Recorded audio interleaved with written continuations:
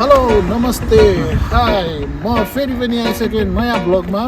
आज म आफ्नो होस्टेलबाट भर्खरै बाहिर निस्केर मौसम पनि यस्तो राम्रो छ, घाम लागिरहेको छ। यो चाहिँ हाम्रो होस्टेल हो। होस्टेल देखाउनुहोस्, यो होस्टेल हो हाम्रो, यही होस्टेलले देखाउनुहोस्। अनि यता पनि देखाउनुहोस्, घाम कस्तो रमाइलो लागेको छ।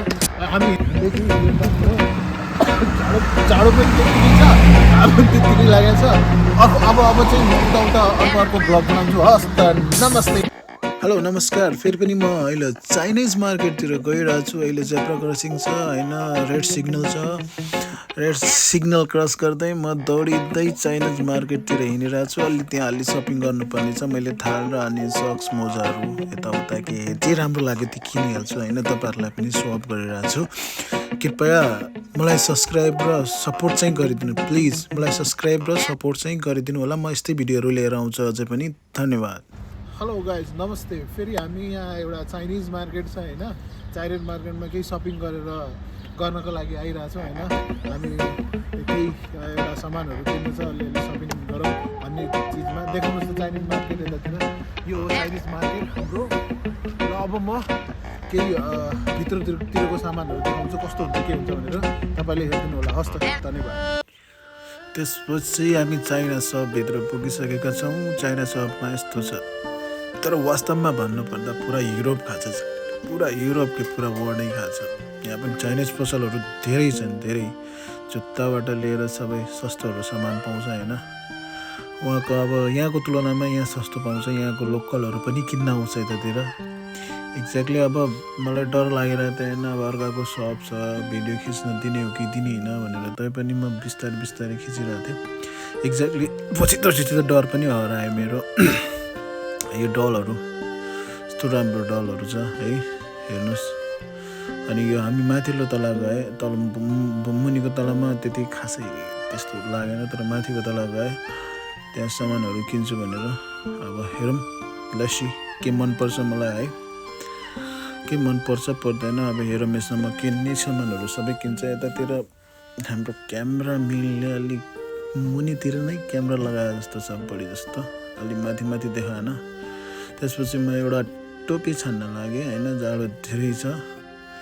टोपी छानिदियो भनेको अब हेरौँ कस्तो मनपर्छ टोपी पनि। एकचोटि ट्राई गरिदिउँ लगाएर है। टोपी छानेको, तर लगाएर ट्राई गरेन, अझ फेरि फर्किहाल्यो। किन फर्कियो थाहै छैन होइन। त्यो मन परेन, के अर्को चुज गरौँ भनेर होला सायद है, त्यस्तै होला। अब खै ट्राई त गर्ने होला नि त टोपी। गुड ल ट्राई गरिदिएछ। रोमानी भेरी गुड भन्छ फेरि है, राम्रो छ फेरि, राम्रो छ भने। तर त्यो चुज गरेन, जो लगाएको त्यो चाहिँ चुज गरेको छैन। अब अर्को टोपी चाहिँ चुज गर्छु होला जस्तै लाग्यो है मलाई। फेरि त्यहाँ त्यही चुज गरेँ ल। त्यहाँबाट म हिँडेपछि यस्तो सामानहरू हेर्दै थिएँ होइन। मैले रेट पनि देखाइदिएँ। यहाँको 15 रुपियाँको रहेछ यो टोपी। 15 नेपालीमा लगभग 15-45 भन्नाले 23-93 भन्नाले यस्तै 400सम्मको पर्ने रहेछ, 450 रुपियाँ एक्ज्याक्टली। फेरि अन्डरवियर हेर्न थालेँ, तर राम्रो थियो अन्डरवियरहरू। तर मैले किनेन, मसँग थियो, नेपालबाटै लिएर आएको, तर मैले किनेन। त्यसपछि मैले के हेर्दैछु, म त सक्सहरू किन्न आएको, सक्सहरू हेरेँ, तर पातलो सक्सहरू थियो है। तैपनि मैले त्यहाँबाट एउटा सक्स त उठाउनै पऱ्यो। क्याप चुज गरिहालेँ, टोपी चुज गरेँ, जाडो धेरै थियो अनि त्यो पातलो लाग्यो, त्यहीँ राखिदिएँ। त्यसपछि मैले अर्कोतिर गएँ। अर्कोतिर हेर्दाखेरि त्यो चाहिँ अलिक मन पऱ्यो मलाई, किनकि लङ सक्स थियो। लङ सक्स हुनाले त्यो पनि मैले समाएँ। त्यसमा चाहिँ फेरि उता गएँ, हेर्न थालेँ। त्यहाँ हेरेपछि अनि मैले त्यो आफ्नो हेडफोन निकालेर कानमा हालेँ।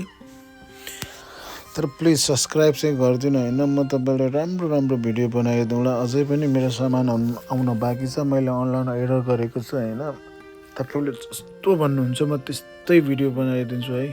तर सब्सक्राइब चाहिँ गरिदिनु, माग चाहिँ भन्नु, डिमान्ड चाहिँ गर्नु, यस्तो यस्तो सोध्ने चाहिँ गर्नु, कमेन्ट्स गर्नु, म त्यही अनुसारको भिडियो बनाउँछु प्लिज। म अब नयाँ नयाँ हो होइन, मलाई खासै त्यति पनि थाहा पनि छैन, एक्ज्याक्टली सिकिरहेको छु, पछि पछि भइहाल्छ। त्यही पनि सब्सक्राइब चाहिँ गरिदिनु, लाइक गरिदिनुहोस् है।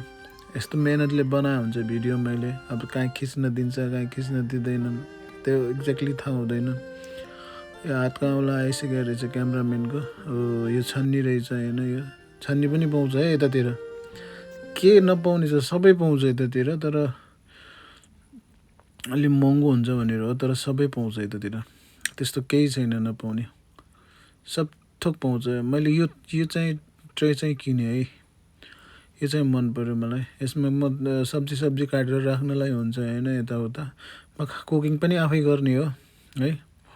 यो चाहिँ किन्छु मैले, यो चाहिँ किनेँ, यो किनेर अलि ल हिँडिरहेको छु म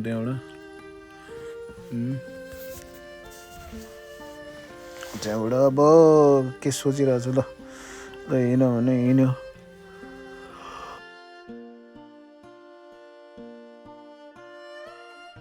राम्रो मेटहरू थियो, अब के गर्ने, घर छैन यतातिर आफ्नो, नेपाल भइदिए सस्तो पनि थियो, यहाँको पैसा त सस्तै हुन्छ सबै है। तर सब्सक्राइब चाहिँ गरिदिनु प्लिज, सब्सक्राइब चाहिँ गरिदिनु मलाई, सब्सक्राइब लाइक चाहिँ कमेन्ट चाहिँ गरिदिनुहोस् है। तपाईँहरूको त लागि नै मैले भिडियो बनाएको, हस् त, धन्यवाद।